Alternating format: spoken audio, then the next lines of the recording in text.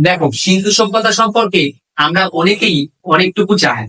তো সিন্ধু সভ্যতা সম্পর্কে আমি 4টি প্রশ্নের কথা বলবো, যেটি প্রায়শই WBCS, রেল, ব্যাংক সহ অন্যান্য পরীক্ষায় খুব আসে। সেটি হলো আফগানিস্তানের সিন্ধু সভ্যতার দুটি স্থল। আফগানিস্তানের সিন্ধু সভ্যতার দুটি স্থল হলো, একটা হচ্ছে সত্যুঘাই, দুই হচ্ছে মান্ডুকা। এছাড়াও পরীক্ষাতে যে প্রশ্নগুলো আমরা অনেক সময় পাই, সিন্ধু সভ্যতার উত্তরতম স্থান। দেখো, সিন্ধু সভ্যতার উত্তরতম স্থান হলো জম্মু কাশ্মীরে অবস্থিত মান। কোন নদীর তীরে অবস্থিত?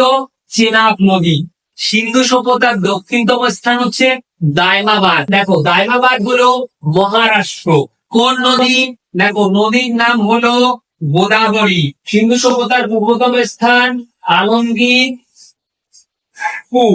এটি কোথায় অবস্থিত?